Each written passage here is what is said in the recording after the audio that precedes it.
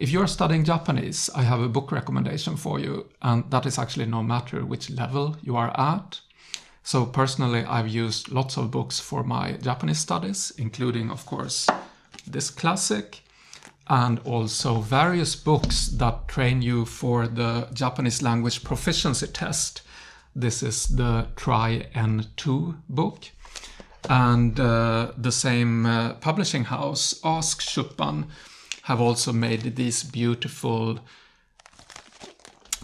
training books for vocabulary, kanji, grammar, and so on. These are the ones for the N2. But these are not my favorite books, because after a while, for example, this one, see, I'm only halfway through. So how did that happen? Well, I think that a book needs to be something that you pick up every day and something that you long for and something that is fun. And that book is this one. 500 問.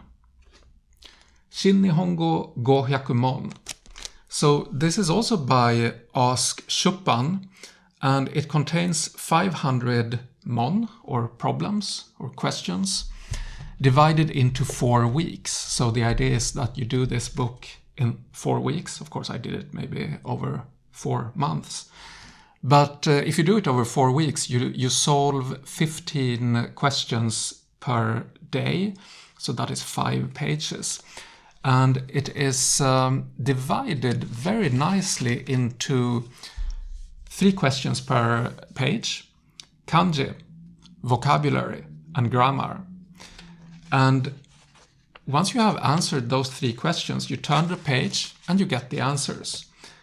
And so you immediately get the feedback if you were good or if you didn't get it. And then they explain the vocabulary, all the vocabulary, and also the grammar points. And then you can put that into your spaced repetition system, Anki, for example, and practice it until you go through the whole book again. And hopefully you will have improved. So that's what I did. And if we take the first week as an example, I went through it the first time in March 2020. And as you can see here, my results were, I got 25 of the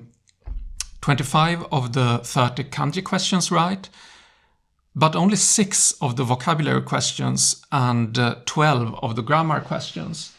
But if we take these things away to show how I improved, you can see that for kanji, the second and the third time, I got up to 26 and 29 out of 30.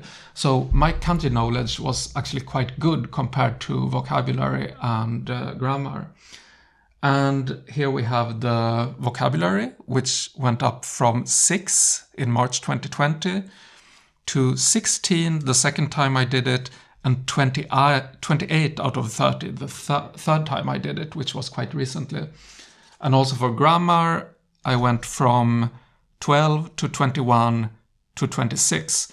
And this was only for the first week. So then I like statistics. So what I did just now was that I used this beautiful calculator that I got as a birthday present from my dad when I was 12 years old. And I calculated that my total score for the whole book went up from a mere 54% in March 2020 to 91% just now. So that's the point with this book. It is encouraging you.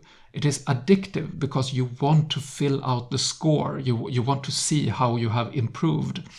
And it's not a textbook, but it's a test book. It tests your knowledge, and and you get an idea of where you are in the process. So when I write the JLPT N2 test in December 2021, I will hopefully pass, because last time I wrote it, which was maybe in 2016, I failed.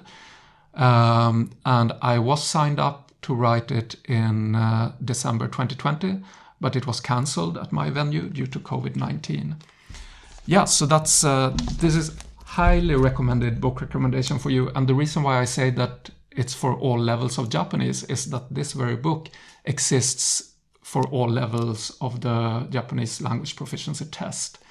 So there's one book for combined for N4 and N5 levels. Then there's a book for N3, and then there's this one, and there's one for N1.